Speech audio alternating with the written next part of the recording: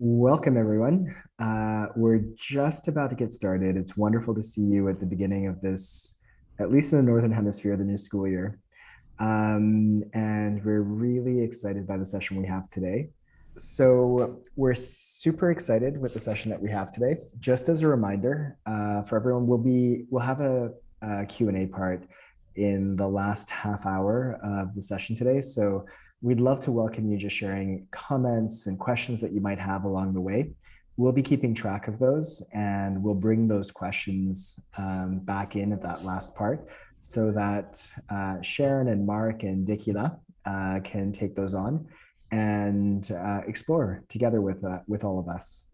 Um, Today, we're really, really lucky to, of course, be in the wonderful hands of Sharon, and then welcome two wonderful guests, Dekila and Mark, who, together with Sharon, will be exploring the theme of interconnectedness.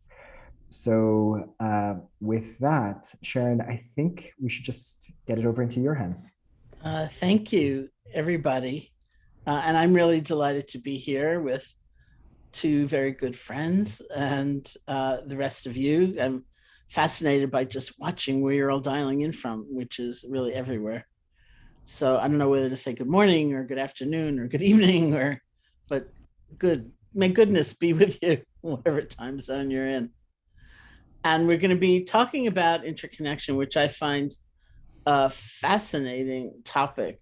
Um, Partly because I think the tendency we might all have is to feel quite isolated, at least at times, to feel very cut off and alone, and like we're going it alone, and everything is up to us. And whereas the truth is actually interconnection or interdependence. So then it becomes a question of perception. If that's actually how things are, we don't have to manufacture a situation to see that. We don't have to fabricate anything. We need to see more clearly and maybe a little bit more adventurously, not be stuck in the same old rut, and how we perceive our connection to one another, how we perceive our connection to nature, how we perceive our connection to life.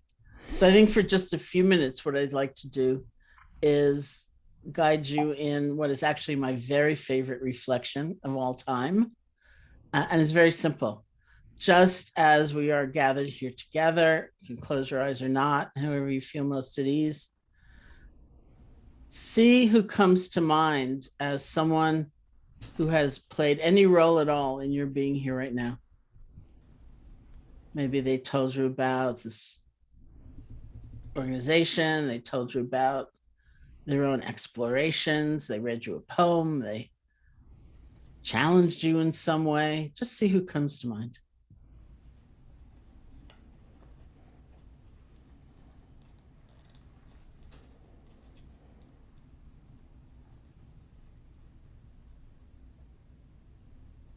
When I do this reflection, I sometimes think of this government department in the state of New York, which gives out college scholarships to residents of New York State. And they gave me a scholarship many, many years ago, which is how I was able to go to college. And it was through a college program that I ended up going to India and learning how to meditate. So when I think, who's involved with my being here right now in some way, I think of them every time.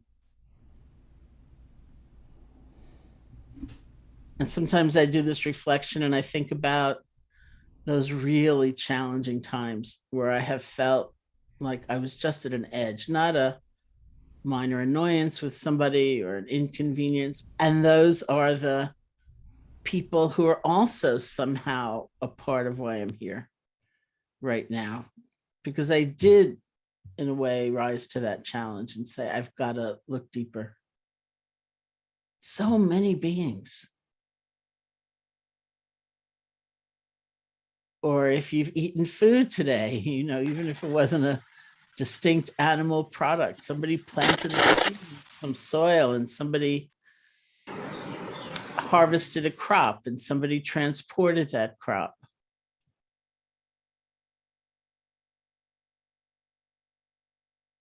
served it to us or sold it to us. so many beings.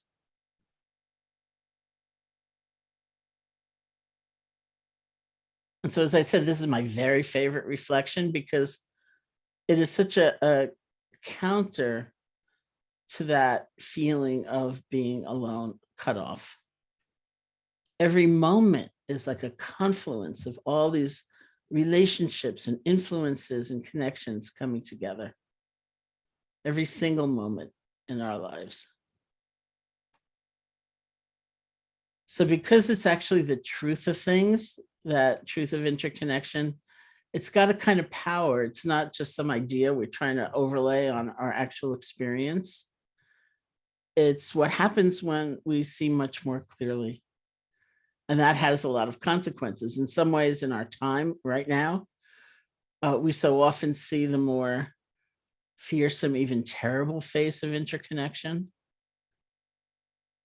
And there's also a great beauty in the truth of interconnection. And so that's what we're really going to explore together. So I will start by asking maybe first Mark and then Dekila, why does interconnection matter, do you think? Thank you, Sharon, and hello, everybody. Lovely to be here on this call with you.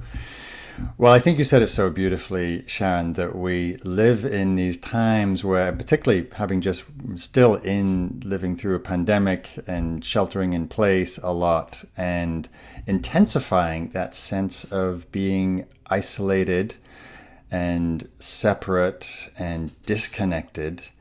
And that combined with the immensity of the challenges we're facing ecologically, socially, and otherwise. And it can be very overwhelming to feel like I'm alone, I'm separate. What does my life or my contribution matter?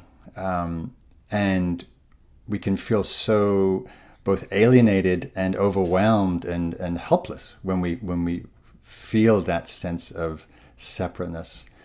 And when we start to reflect, as you just did beautifully, on how we are connected from something as simple as the breath that we take.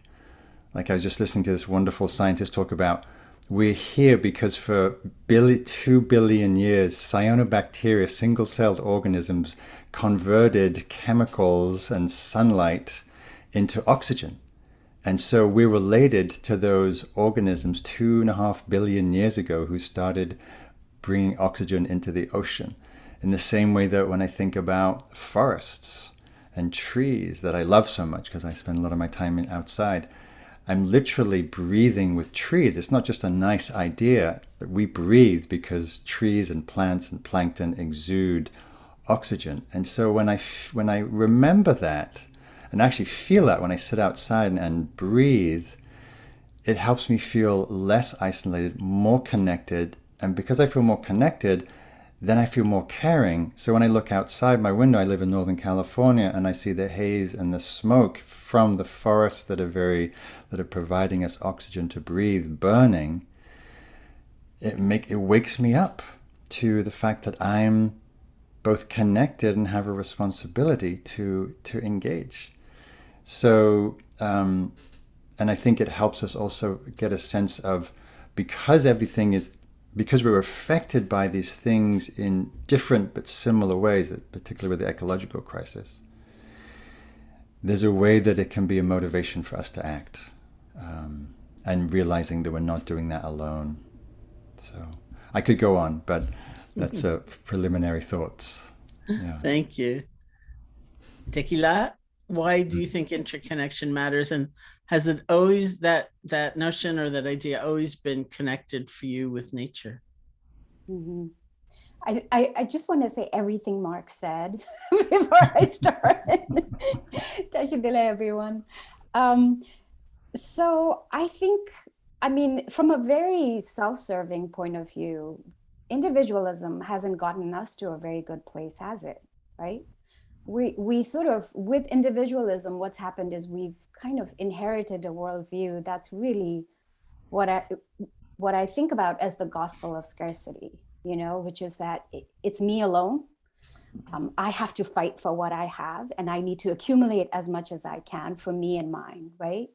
And when you look at where we are, whether it's the climate crisis, whether it's the health crisis, whether it's homelessness, whether it's COVID, that worldview has actually isolated us, whether it's at a national level or individual level or in our communities, and sort of created these schisms that don't benefit anyone. It just benefits a few people who control and set up systems that keep the rest of us apart. So I think going back to, even from a very self-serving point of view, thinking through what systems benefit us, for me personally, there are two lineages of knowledge gathering that I hold dearest. So one is the Dharma, right? I am a raised Tibetan Buddhist. I come from Sikkim in Northeast India. It's used to be a Himalayan kingdom that became one of the states of India and part of the great Tibetan Empire. And so I have this knowledge on interdependence that comes from that lineage. And then the other knowledge comes from science and comes from, my own field, which is environmental science. And for me, I'm always just so honestly blown away by what the commonalities between the Dharma and between natural science, right? This idea, for example, of ecosystem services, and how intricately connected everything is. And that you cannot remove one thing out of it, that we with our value systems might say, well, this is useless. And then lo and behold, it turns out 1/3 of our agriculture depends on the existence of bees, right? Or the water cycle, and just how, again, intricate and beautifully and interconnected they all are. And it requires these vast bodies as well as trees, and all of the different pieces that go into it. I think all singing the same chorus, which is we are interconnected. For me, what arises from interconnectedness then is, what does that mean for humans and the role we are playing on the planet? And I feel, being Himalayan Buddhist, and being raised the way I was. So I was raised very much in a lot of the wilderness areas in Sikkim. I come from the Bhutia tribe, and there are three tribal communities in Sikkim. And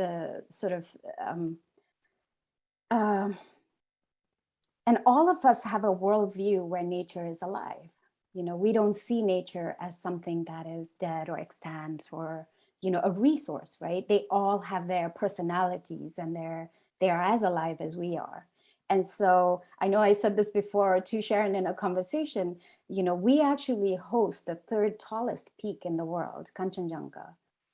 But because he's alive to us and he is our protective deity, we don't allow him to be climbed. So no one outside of the Himalayas really knows he exists, right? And I think that interconnectedness piece to me is really valuable, because it also allows me to look at humanity and see where we are all connected. So what I see is this really strong kinship model in all Indigenous communities and knowledge systems, right? And how that is connected to the fact that Indigenous peoples are the first protectors of the earth, the greatest protectors of the earth, because they put their bodies on the line because nature is alive. I don't think I can pull any of these strands away. These are all part of what makes our worldviews. And I think we're at the point where most people are trying to find a worldview that's different than the one they inherited, right? Which is the dominant individualism worldview. So I'm just so grateful to be here in conversation. This is my favorite topic. That's so great. Well, one of the ways I was, in addition to that kind of reflection that I led, that I was urged or invited to look at the world would just be like a slight perceptual shift that would bring in very much Tequila, as you described, as the aliveness, or Mark, as you described, as the kind of network of relationship that actually exists. And that was as simple as just look at a tree. And there's one way, one level you could say of seeing the tree. It's just standing there. It's just like this entity, this single thing there. And there's another way of looking at the tree, and sensing or even imagining the nature of the soil that is nourishing the tree and everything that affects the nature, the quality of that soil, like the rainfall, and everything that affects the quality of the rainfall, which we now know is pretty vast array, and the sunlight and the moonlight, and and so there's a way of looking at the tree, which is also true, where we see it not as a single isolated solid, seemingly solid separate thing, but a network of relationship. That's what actually is making up the tree, and that of course is what is making us up as well. And so there's something about that that's like an alive system, rather than something static. And we still see the tree as a tree. It's like you want to climb a tree, you climb the tree, or build a tree house, you do that. It's a functional reality that's very important not to disregard, but it's not the only reality. And we miss so much, especially, let's say that tree has a problem and you want to try to address it. You've got to look at causes and conditions. You've got to look at that whole network. Is that right, Mark? Mark has been my nature guru for many, many years. Yeah, exactly. I mean, you look at the fires that are burning in the western states of North America, Canada, and beyond, and part of the reasons they're burning is because of global warming. The forests are stressed, which lowers their immune system, which allows the beetle bug to infiltrate, which basically we have millions of dead trees which are kindling. Combine that with higher temperatures and drier air, and we have this, the conditions for a less resilient forest. And so we're seeing that in so many different systems, that everything is intimately connected. Another example would be as we deplete the salmon populations and the salmon runs, which feed all kinds of species along the coast, and particularly the brown bear, and they realize the forest along the coast is becoming less resilient and healthy, partly because it was the poop from the grizzlies that eat the salmon and go into the forest and basically manure the forest. That's happening less, and so the forests are less healthy. I mean, it's intimately connected, and it's mysterious and miraculous and real. Isn't it also true that some of the, like I keep reading that some of what we are seeking, the interest to resilience, for example, can be seen in, say, the ways of the forest, or the ways of nature, and that there's a lot to be learned just as human society about how do you renew or replenish after disruption, after a breakdown, after a tragedy even. Absolutely. What I love about the term resilience is that it means the same things in different fields, which isn't always true for scientific terms, so it means the same thing in psychology or sociology or environmental science. It basically refers to the ability to bounce back, and the fact that we can bounce back from any kind of obstacle or crisis, and we can prepare ourselves so that that cushion is thicker and richer and stronger for us to survive, right? But what I also love about what it implies is that we may not go back to the way things were. And so for those of us who are here, who are really, have a practice, or are meditators, or, thinking sort of more contemplative, let's say, I think it's a really good exercise because it allows us to let go of some of our attachment to how we want things to be, right? It's part of our practices have to allow us to decenter our own comfort, because things are changing and we are frightened because things are changing. So I think sort of refocusing on resilience allows us to do something that is positive, that benefits the community, allows us to be prepared for anything that is to come, right? But also allows us to be connected to what happens around us, because we actually cannot be resilient by ourselves.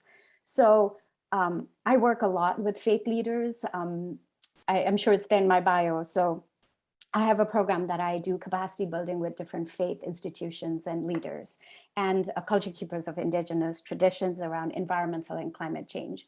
So I've spent 12 years doing disaster preparedness with faith leaders. And what used to happen was that my way of dealing with my own anxiety around disasters, because we lived in California in a very disaster prone area for a long time, was I would build a bug out bag. And I don't know how many of you have ever seen a bug out bag, but it's basically the bag you grab if an earthquake hit, right? What is the thing where you have all your things put in it? And it's sort of the 101 of disaster preparedness. And so every time I'd come home from doing this training, I would sit with my bug out bag and do it. And it became this exercise of dealing with my own anxiety and dealing with developing resilience. And then lo and behold, an earthquake happened and I couldn't lift the bag. It turned out that I had built this bag that was so heavy, that was so filled literally with my attachments that it wasn't actually useful. And it was such a wake-up moment for me about what resilience means. Because actually resilience is what we hold in our minds and in our hearts and in our communities. And that's about it. So what a great practice, right? From a meditation point of view, but also from a very practical point of view. That's fantastic. Oh my gosh. I don't even have a bag, but should I have a bag, I have to make sure I can lift it. I'll send you a list. So Mark, because you have been my nature guru for a very long time, a lot about me. And I grew up in New York City. I went to college in Buffalo, New York, which is also a large urban center. And then my first real life in nature, so to speak, was in India, where I could see, chicken walking down the street. And I think, oh, that's where it comes from. I didn't know. But in general, I often stay in cities and things like that. And there's something about nature also. It's not exactly defanged, I remember a meeting I was at many years ago, and a very influential environmentalist was there, and he said, I keep thinking it's different, like if you lie in the grass now, you have to think about Lyme disease. That's different than it used to be. And when you say we're breathing one another's air, that's not the most comforting thought either right now. So I wonder if you could say something about that side of things. Yeah, of course. Yeah. No, nature is, it's everything, right? It's wild, it's beautiful, it's harsh, it's ruthless, it's impersonal in a certain way. The sea does not care that it takes your life if you happen to be swimming in the wrong place at the wrong time, nor does an apex predator. And it's true, we're living in different times. For example, I think Limes is a great example where, I grew up in England and would roll around grassy meadows and gardens and luxuriously, and now that's a rare privilege where you might find a place you can lie in the grass where you're not worried about limes. And of course, given globalization, Lyme disease and ticks and that prevalence has spread around the world. So I think what I appreciate about that, like when I'm walking up in the forest in the Northwest or up in the mountains where there's black bear and brown bear, who mostly, most animals don't want to have anything to do with us two-legged because we've wiped out 96% of wild animals. But they're still around. And I remember when I first came to the States from England and I was camping out in northern New Mexico at Vaisitos, where you and I both taught. And there's cougar and there's bear and there's coyote and bobcat and lynx. And I was like, ooh, we have ladybirds in England and we have swans. Like that's probably our most aggressive predator. And it was terrifying. But what I appreciated about it is it made me keenly sensitive to my place in the ecosystem, which wasn't in that situation the top predator. And it made me feel humble, but it also made me feel very aware, very connected, very respectful.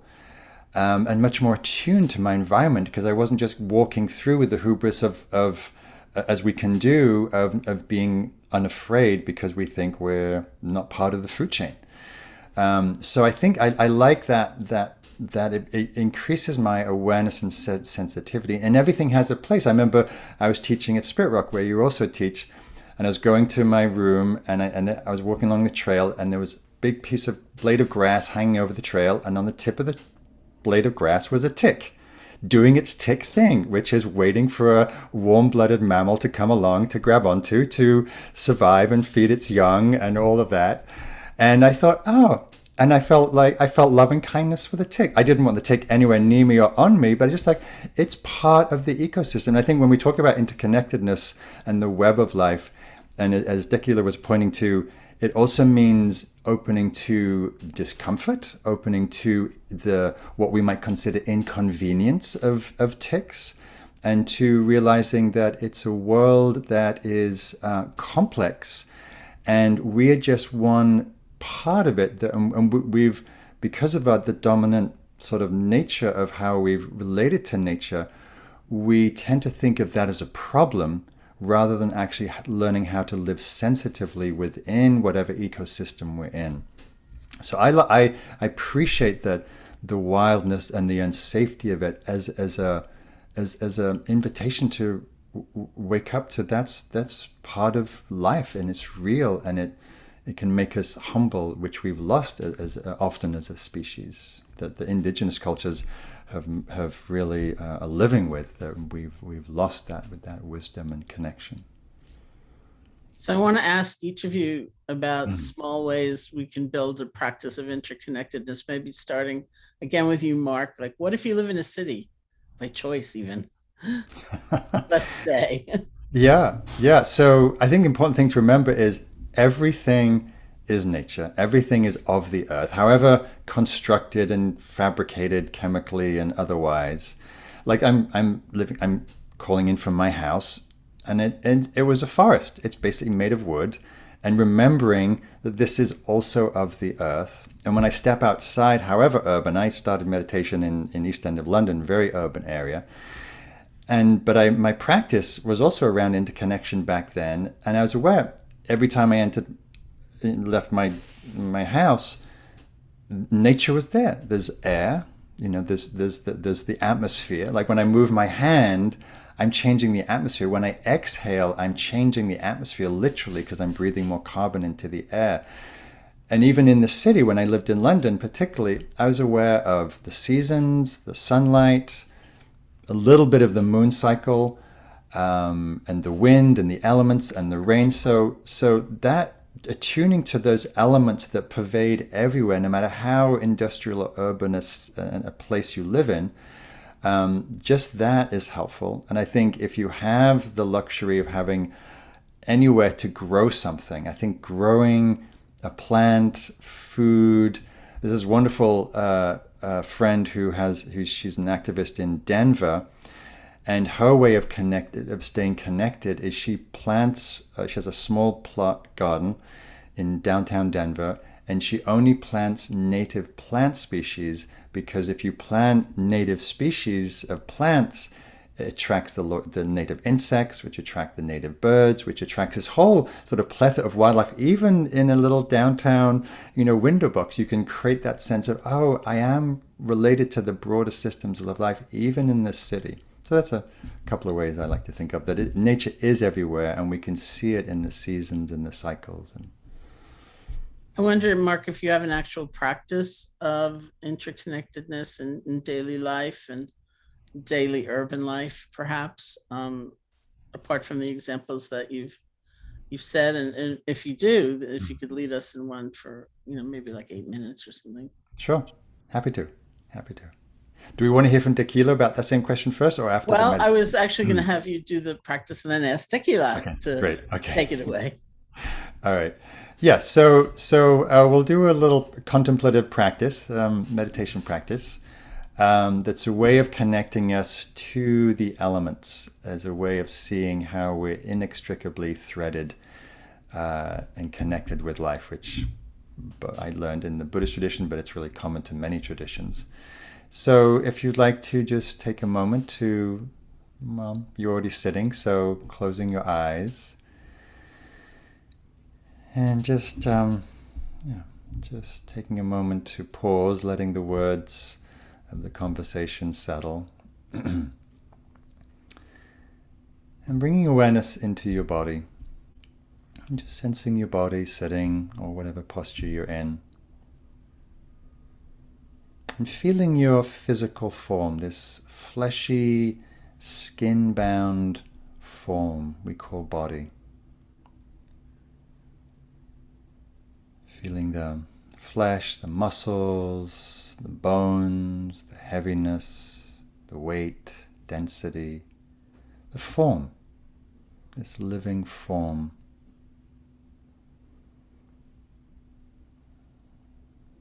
And we can feel like this form is quite separate from everything around us.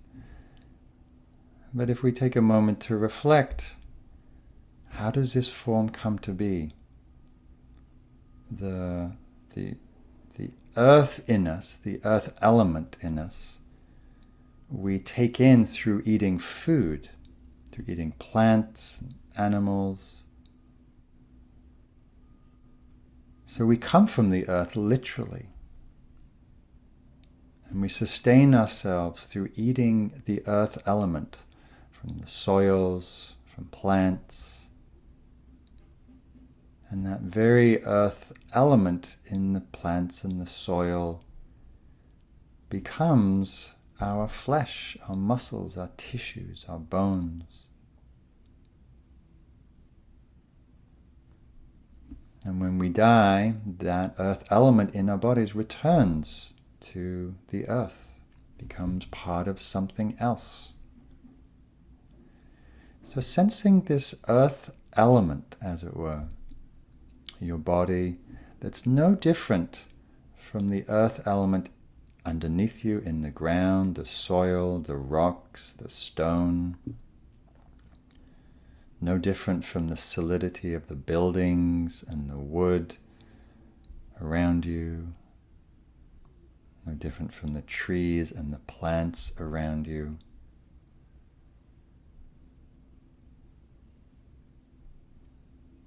The earth element in our body, skin, flesh, bones, hardness. We feel it as hardness, as density, as weight. This is of the earth, from the earth. We are part of the earth's moving surface.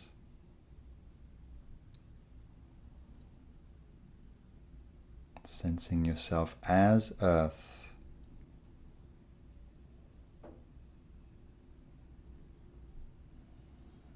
Not separate from all the other expressions of the earth element.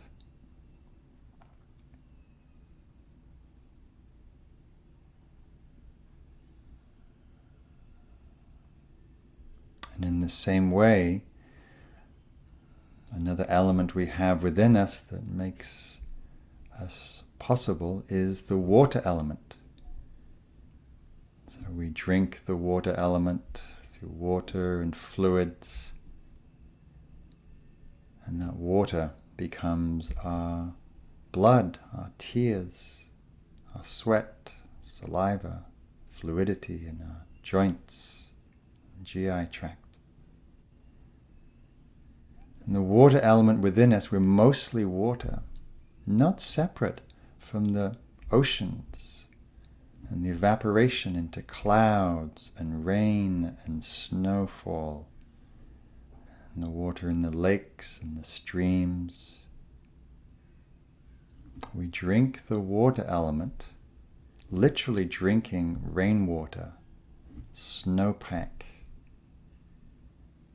the water held underground in aquifers and springs. We're literally becoming rainwater. We carry within us snowmelt. We are skin-bound ocean. The water element outside and inside, not separate. And we can feel the water element within us as wetness. its fluidity, the wetness, the salinity of our tears, like the saline ocean, the movement of blood, the sweat on our skin, the moisture in our mouth. This is all the water element.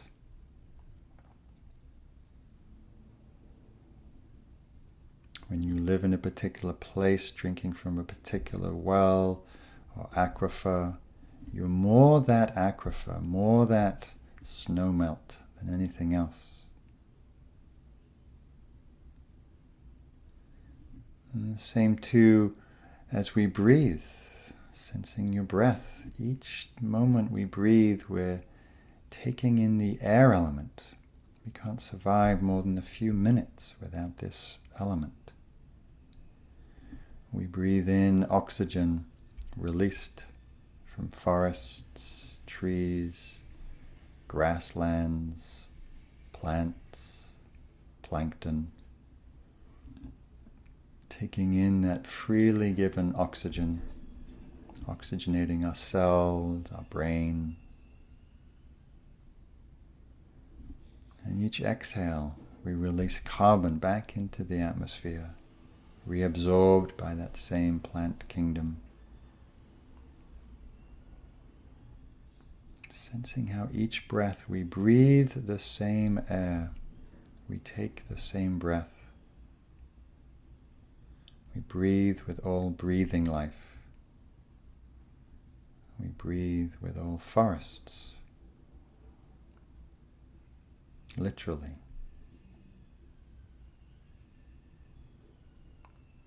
And lastly, we can also sense the fire element, the warmth in our belly is not separate from the burning sun 84 million miles away. It brings life to this earth, brings light and warmth. The energy of that light transmuted into by plants that we absorb, that energy as we eat. So sensing this swirl of elements within us, the earth element being of the earth, the water element being part of the hydrological cycle, the air element as we breathe with forests, fire element as we feel the connection with sunlight. All these elements inside, all these elements around us in every life form, same element. We're intimately connected with all life forms and with each other through these elements. And as you open your eyes and you bring this reflection to a close, just looking around, and you might see buildings and windows and screens and computers and stuff, and maybe outside maybe you see a tree or a plant or something, right? Oh, look, I'm surrounded by the earth element. This is not different or separate from me. And the space around us, the air element, oh right, the air element is what threads us like the ocean threads the marine population. So play with this reflection as you moving through your day and sensing, oh, what's inside and outside, not so separate, not so different. So, thanks. Thank you so much. So, Dekila, I want to ask you also what you think are small ways we can build a practice of interconnection, and not only with nature per se, which we tend to think of as separate from us, but with one another, and especially, as we talk about sensitivity, as we talk about this kind of connection, and even interdependence has a flavor of vulnerability sometimes to it. It's like, how do we find a sense of agency within that as well, to not feel kind of the sorrow only of things falling apart or changing so much in that direction. I love how you put it, because I think it's worth stating, wherever we can, that we are part of nature, right? We going back to the dualism we do and the sort of individualism we do, we really have a tendency to think of humans as being separate from nature. But we are one species among 200 million species, inhabiting this planet. And one of the things I love is the image of the Earth in space, sort of our marbled planet, because it always reminds me of the fact that the Earth is a closed system, right? We have the atmosphere, we have the hydrosphere, we have the geosphere, right? And that nothing actually naturally leaves or enters the planet. Well, besides a few billionaires, nothing really leaves it, and a few meteors, right? We, all of us, whether we like each other, hate each other's politics, look down on each other, whatever we're doing to the planet, it's all happening here in this closed system. And in a weird way, there is no escape, right? How frightening and how wonderful is that? So we are constantly recycling into one another. We are born, we live, and we die on this planet. And whatever material thing that makes us actually eventually degrades, dissolves, disappears, and becomes part of that system. And so whether we like it or not, on a really biological level, we are interconnected and recycling into one another. And I think that both can be frightening and reassuring, because it sort of reaffirms the fact that we are part of a greater whole. I think bringing up eco-anxiety in particular, or climate grief or environmental grief that so many of us are holding, it always helps me to remember why we are experiencing this. And, so I'm going to refer to Carl Jung, who took this idea actually from indigenous traditions. He plagiarized it. But, he came up with this idea of anima mundi, right? The greater soul. And this idea that we actually, whatever we imagine our identity to be, is part of this greater, inexpressible soul. And that the earth or the universe has its own soul and we're part of it. And the suffering we experience when we think about environmental degradation or whales sort of losing their way or whatever it might be, comes from this connection, doesn't it? From the fact that our identity is fluid enough. The self that we've crafted in our mind, right? It doesn't actually end with our body. It's actually been fluid enough that it's adopted something larger than us. So it could be a river we grew up fishing in with our parents. It could be an animal we saw as a child that just filled us with awe, right? It could be that blue planet that we saw in a science class and it never left us. But that our sense of identity was fluid enough that we absorbed that as part of our identity. So when that larger identity is harmed, it's very personal, right? It stings. And we don't understand why other people are not as upset as we are. That's part of the anxiety too, is it comes from this frustration that, our leaders are not doing enough, right? Our organizations are not doing enough. They're too distracted because that pain is so personal. So I think there's something really reassuring to remind ourselves where it originates, that it originates from selflessness. It really originates from the fact that we have this capacity to love and adopt and, embrace an identity that is so much larger than our own. I mean, the challenge is, how do we do that with people that really disagree with us on the other side? But then again, that's part of the practice, isn't it? So you're reminding me of something I've often quoted, where somebody had written that grief is love that doesn't have the ordinary place to land. The kind of surety or the confidence of that person being there, or that way of life being there, or that forest being there, is really love. And we don't necessarily think about that. We think about the loss or the fear, as you say, which is also very real. But underneath that, or maybe at the heart of that, is a quality of love. And we can honor that. You're also making me think of a question I have asked myself most markedly probably since the beginning of the pandemic, where so much of what I was expecting in terms of my routine, just shattered. It was gone. Which is like, what's still true? Like, is there something still whole or not so damaged by all of this unfolding in some way? And I think you address that really beautifully, because it is not easy to know what to do with the grief, for example, or the sorrow. I think, one thing about the grief is, and the anxiety, is that we don't turn it into our enemy, right? That we understand, first of all, it's a really valid coping mechanism our minds have come up with while dealing with an existential crisis. It's valid what we're experiencing. And I think the other part of it, and for me, this comes from cheer practice, which is sort of cutting through all your attachments practice, is that what do you do with that grief, right? Do you cling to it? Does it become something else that then sort of, isolates us and we cling to and we kind of protect and take care of, right? And assume that it's greater than other people's grief, right? Or is it something that can become the source of action, community action, or is it something that can be an offering that actually provides healing for others? So for me, being Himalayan and being Tibetan Buddhist, I turn to my lineage. And so we have this practice, which is share up and pop, right? Which is wisdom.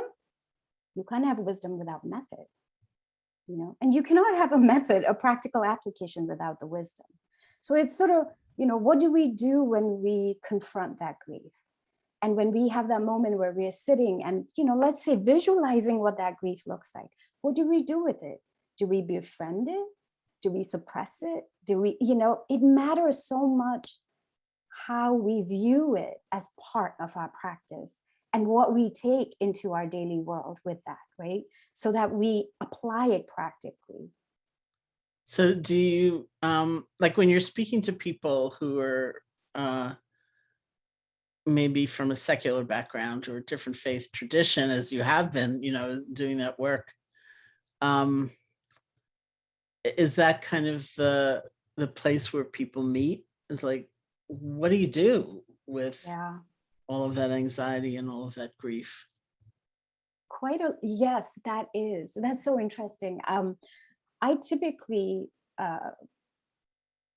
so I work, for example, with evangelical leaders, right? Which is very unexpected for a lot of people, that this Buddhist woman from the Himalayas partners with all these evangelical church leaders on climate and environmental action. It's interesting to me how there is a point of commonality for all of us. And that has to do with the people we most want to protect, or the community we most want to protect.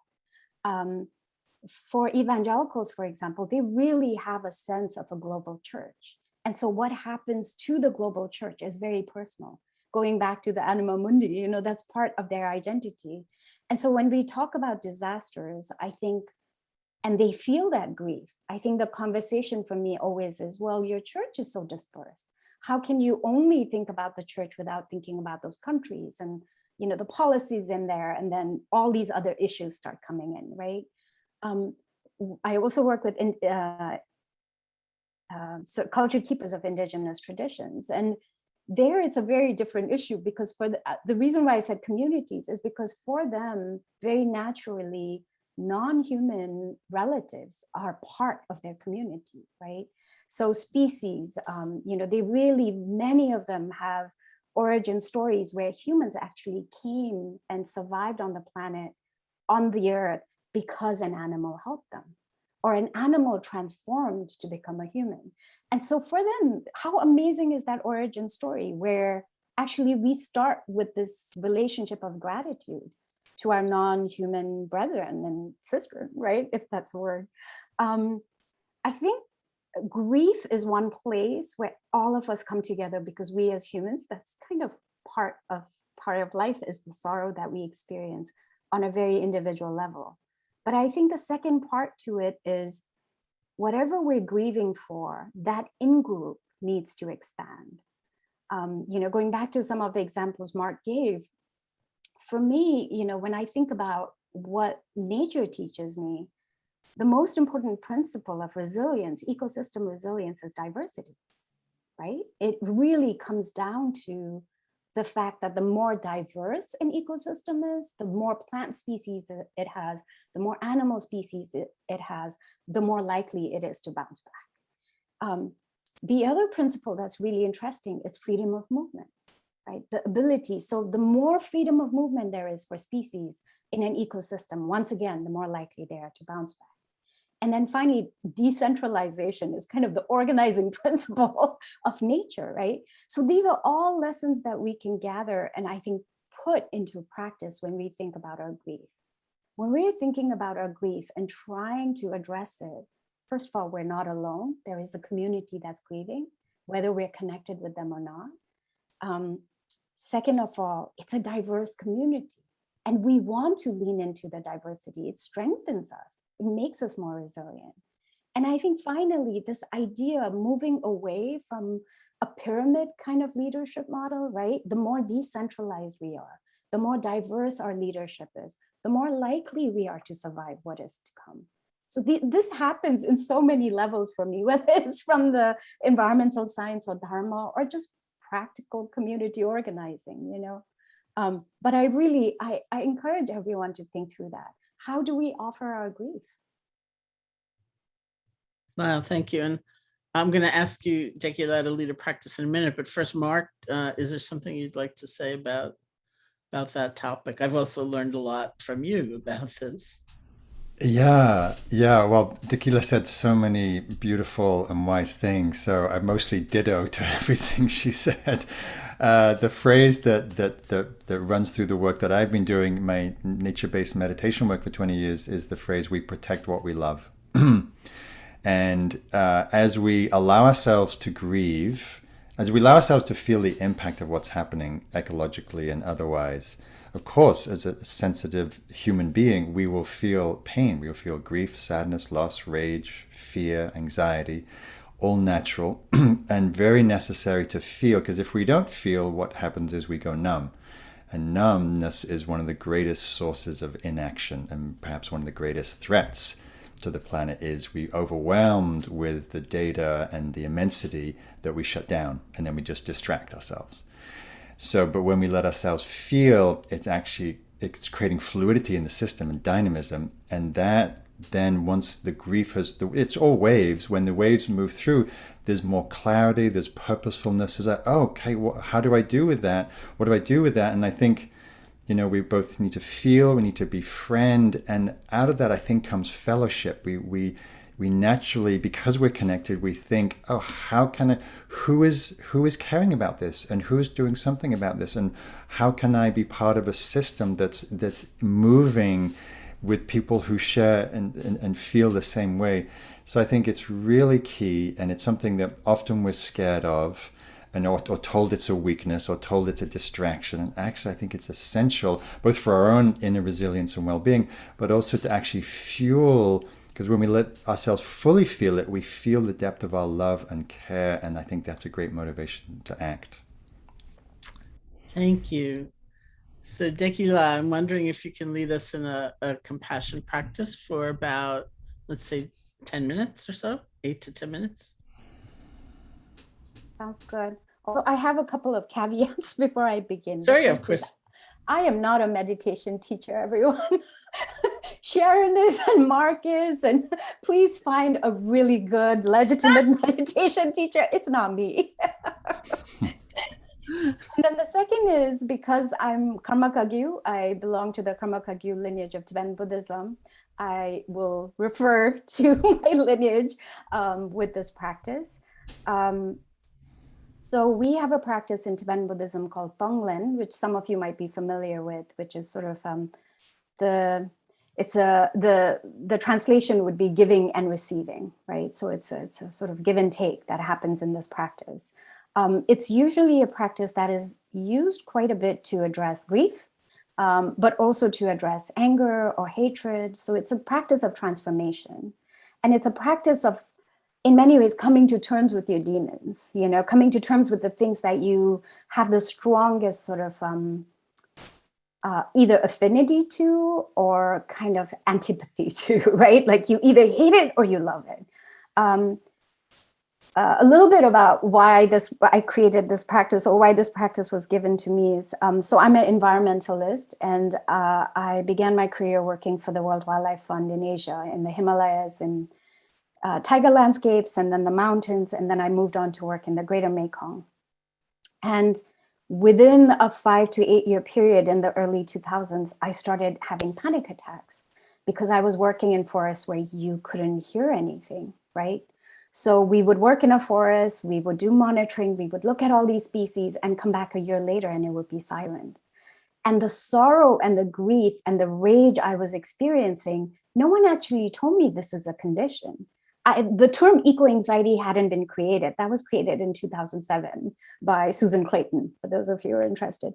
And so, you know, kind of watching all my peers going through the same thing. We all had terrible maladaptations to the suffering that we were experiencing. And in many ways, we were sort of the people at the front lines, realizing what it meant, what climate change meant, or habitat destruction meant. And in that space, I had a meeting with His Holiness the Karmapa, where I was the head of the Karma Kagyu lineage. And I was able to say, this is what's happening, and I cannot sleep, and I'm so angry all the time. And so he adapted Tonglen and gave me this practice. And that's the only reason why I offer it, because I'm not a meditation teacher, but it eases the suffering of my community of environmental people and social workers and people who really are invested in alleviating the suffering of other living beings. So with all of that as my caveat, I'm going to invite you to sort of sit a little straight. Imagine there's a line that's just pulling you up, right, from the middle of your head. So right here, and it's just pulling you a little bit. And then as you kind of align that line that's running through your body, I want you to actually relax. So you're not upright and straight and uncomfortable. You're kind of relaxing into your body and remembering your body is your home, right? And you are at home on the planet as well. I think this is important, that we let ourselves settle with love.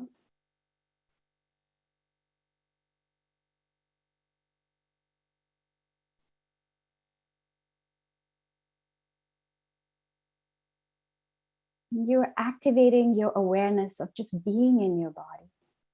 You're embodying. How cool is that, right? Embodying means to have a soul invest in an animate form. How cool is that? So that's where we are. We're settling into awareness. Now I want you to extend your awareness to the ground beneath you. Notice where your body touches the seat or the floor, and how through that layer you are connected to the earth. You are right now rooted to the earth, and she is literally holding you up right now.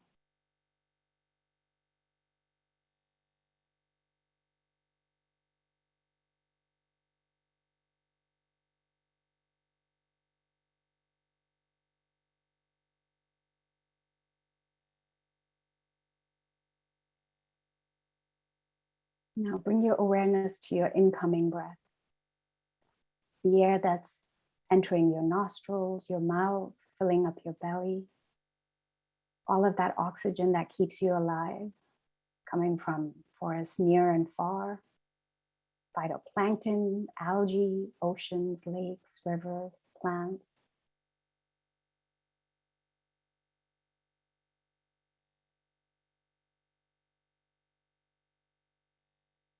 Unconditionally offered to you by the earth.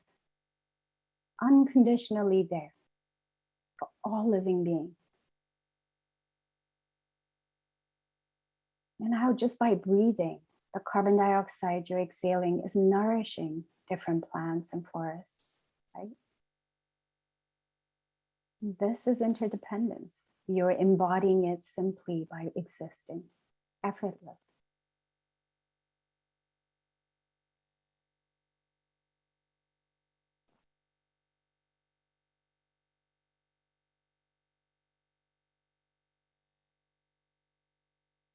And so we can relax here, allow ourselves to just accept the earth's compassion for us. Limitless, unconditional compassion.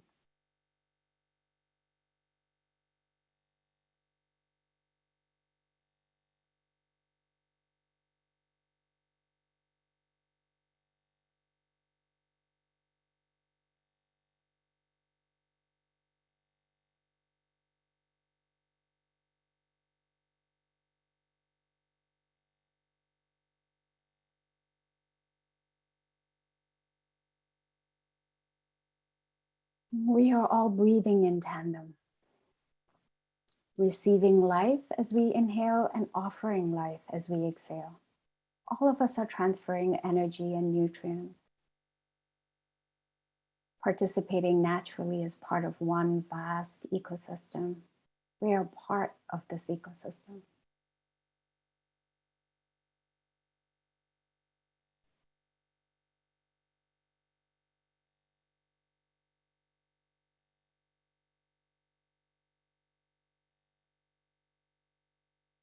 Some of you will experience gratitude right now, and some of you may feel grief or anger for all the environmental and climate losses that are taking place. Whatever arises, this is natural. It's an empathic response because you've opened up your heart and you're experiencing this interconnectedness with nature and with the earth. The suffering comes from compassion. It is justified.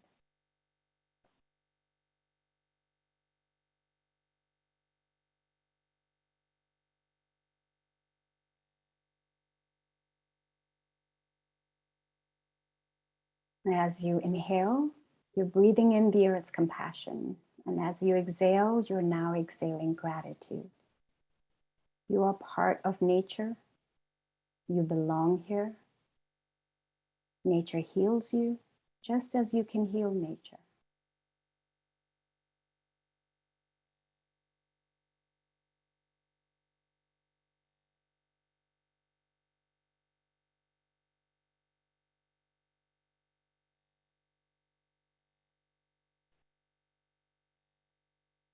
It's the most intimate relationship we have. That air that's in our mouth right now, in our nose right now. Trust this relationship. And think about all the other ways the earth provides for us. Everything we're wearing right now, the house that surrounds us, the food we ate, the water we drank, all of that energy the earth gives us to keep us alive. It's a raw force of resilience. And so we breathe in resilience, and now we breathe out compassion. And so this part, what I want you to do is think about a place or an animal that you love. It could be a river or a forest, an insect, a species, even that marble planet I talked about. And so from this place of gratitude and compassion, allow yourself to visualize it, to open your heart to it, and to want to heal it. So all of that gratitude we're feeling right now, we offer that in the form of tenderness and compassion to this space.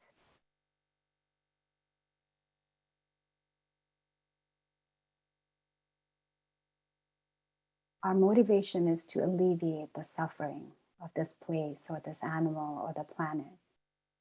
And so when we breathe in, we now breathe in that distress. And when we breathe out love and compassion and care.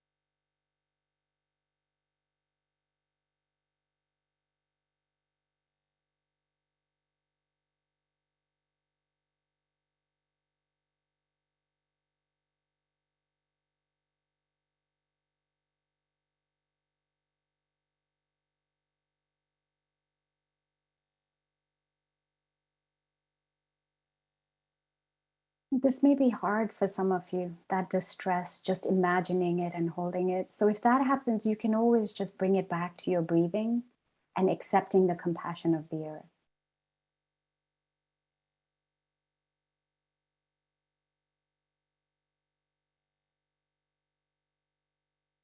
And we do Tonglen for as long as we feel uncomfortable, as long as we feel comfortable. So if it becomes uncomfortable, it's okay to stop and just sit in awareness. Receive the earth's compassion, offer your gratitude in return.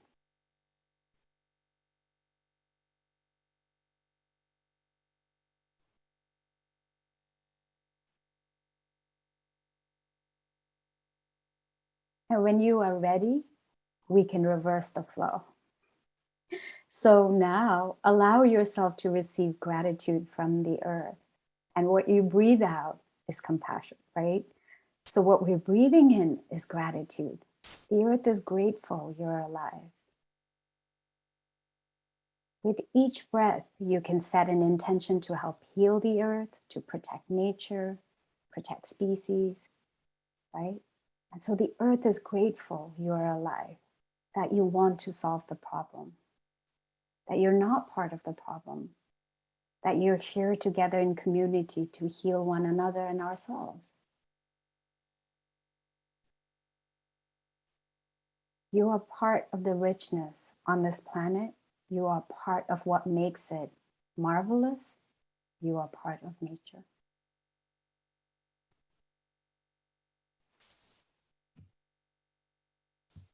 Tishichi? Thank you so much. It was so beautiful. Thank you both. I feel like I always learn so much from each of you. So, and thank you for Aaron for bringing us all together. So I think it's time, Aaron, for questions.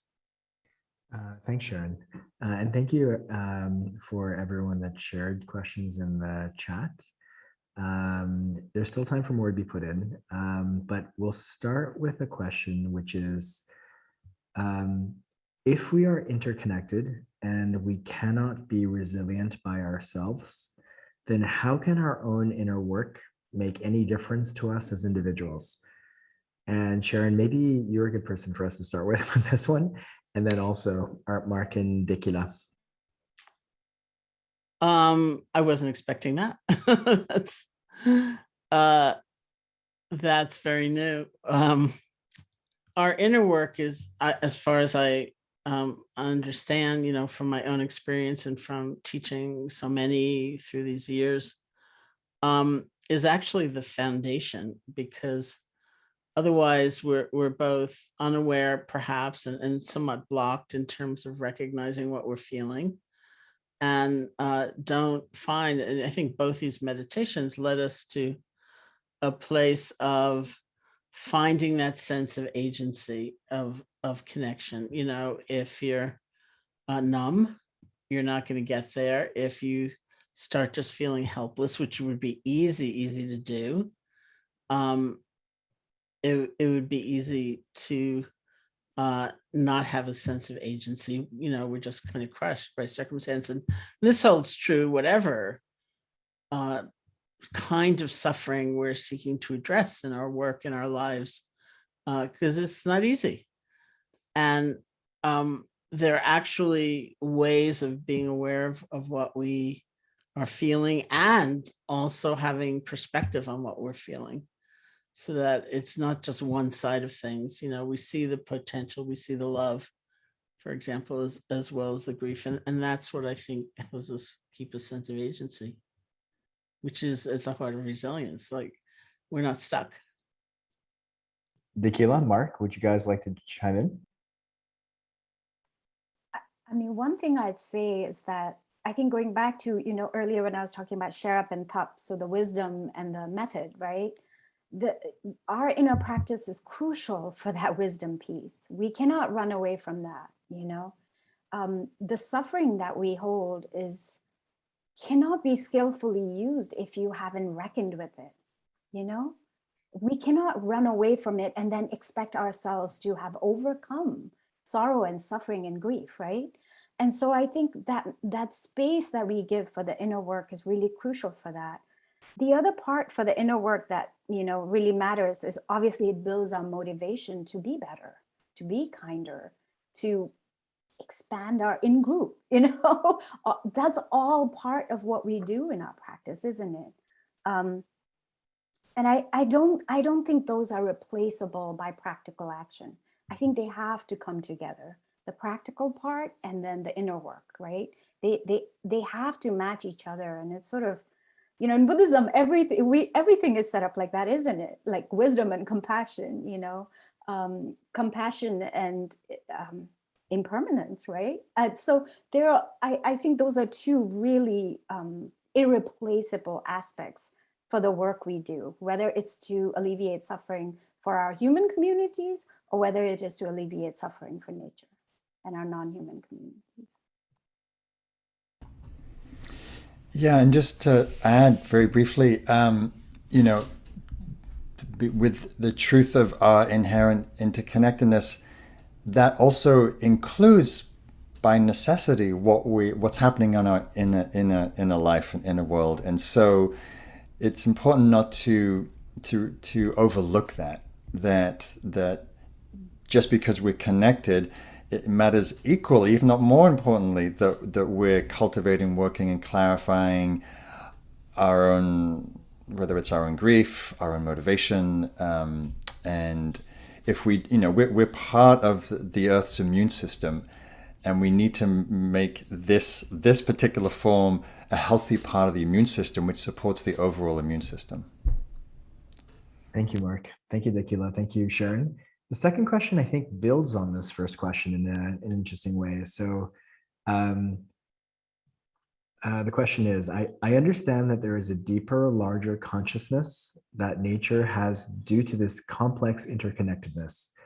Is our individual consciousness and whatever it holds or brings up continuously contributing to this larger, deeper consciousness of nature? Well, we're getting into deep philosophical realms. My answer to some of these deeper questions is, who knows? Who knows? I mean, clearly, I think when James Lovelock talked about the Gaia and created the Gaia hypothesis and understood the Earth as a living system, as a biosphere that had inherent intelligence, was able to create relative homeostasis and conditions supportive for life. It seems that there is tremendous intelligence. Whether you call that consciousness, I don't know. Some people do, and if we understand that we are inherently part of that living biosphere, then of course whatever intelligence, wisdom, consciousness we bring to that, we of course are intimately, however minutely, impacting the field.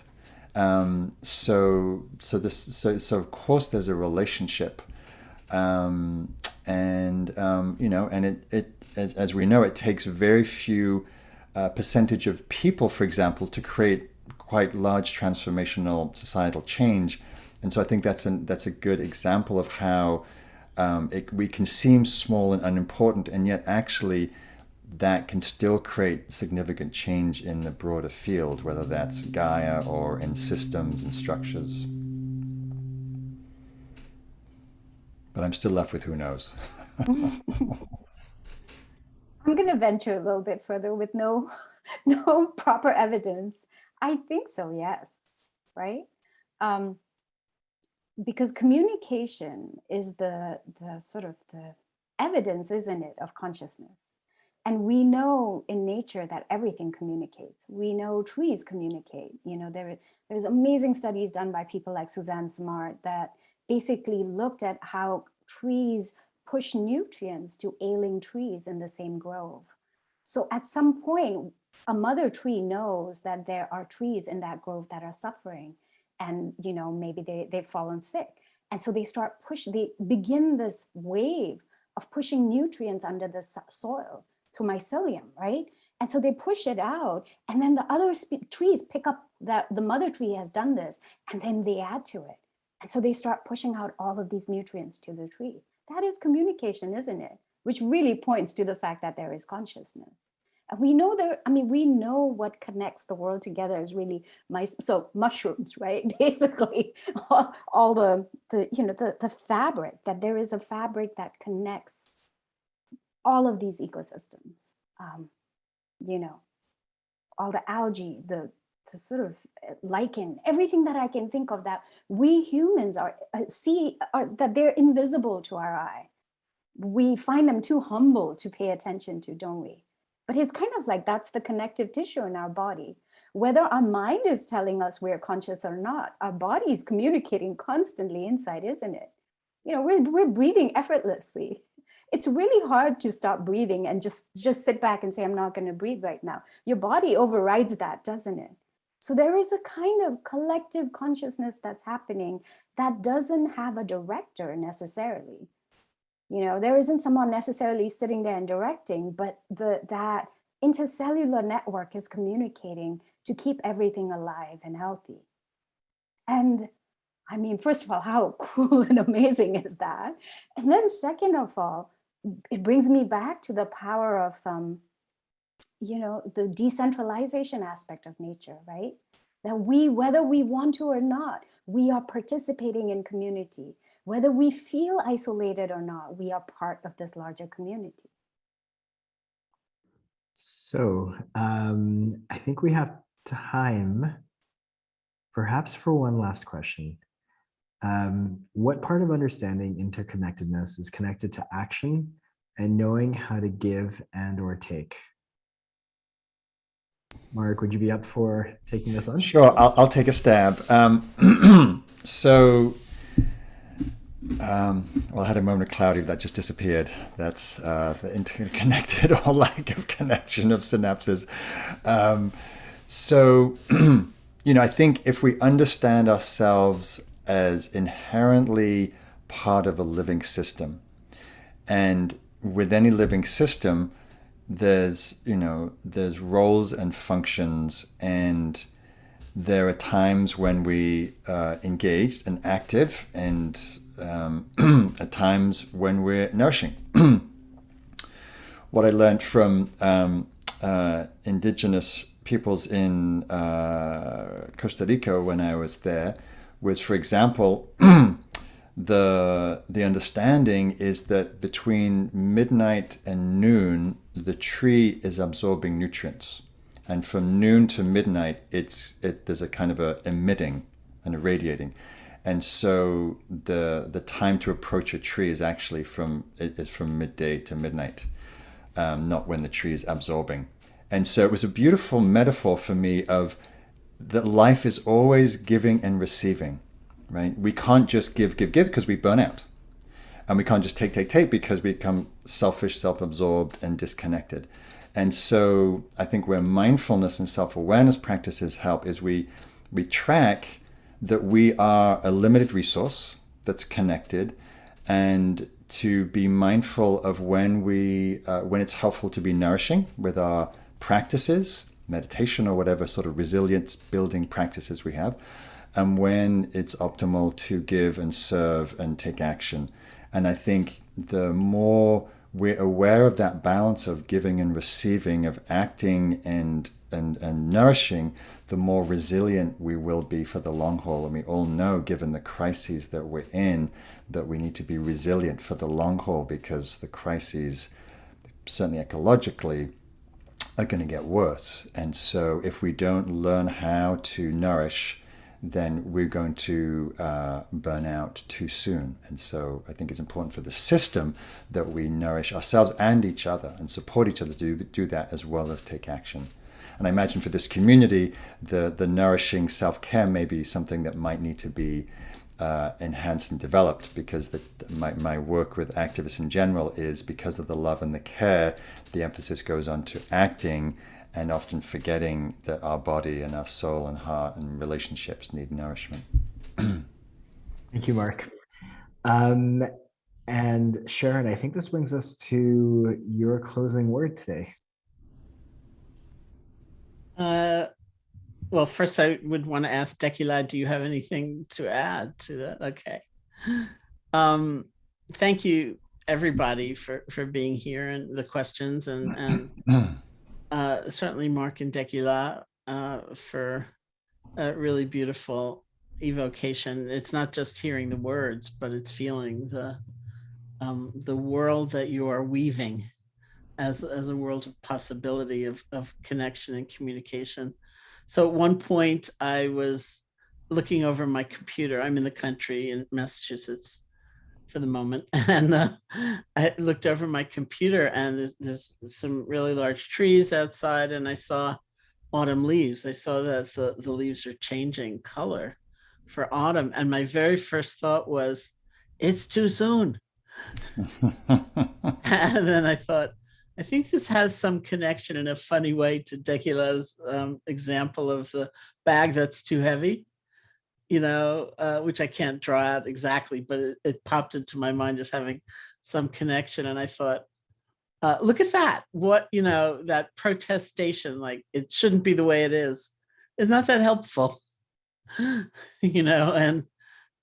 how about starting with receiving how it is and paying attention to that and building on that for action, instead of thinking I better chop down those trees because they're reminding me of the unfortunate truth of change and seasons. It's like saying, all right, here we are.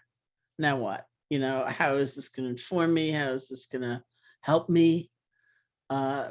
Because I think seeing a deeper level of truth is always a good thing, and leads into every kind of change in our lives. Thank you, Sharon. Thank you, Dekila. Thank you, Mark, for what you shared with us in today's session. Just a little bit of a heads up for next month's session. So next month, we will be exploring together embodying diversity, equity, and inclusion. And we're going to be joined by Justin Michael Williams. We're really, really excited about the session. Parker and Sharon have both been excited about putting this together. And so we're looking forward to seeing you all together again. In the meantime, thank you all. And what I'd love to ask, just as a final way of closing out, is if you could turn on your videos and actually just as a way of signing off, just to say goodbye, thank you and goodbye as you sign out so that we can hear your voices as well. Thank you so much, everyone. Thank you and goodbye. Thank you. Bye-bye. It was great being Bye-bye. here. all. Thank you. Thank Take you. care well. Bye, everyone. Bye. Bye-bye. Thank Bye. you. To everyone. See you next time. Grateful to you. Thanks very much. Goodbye.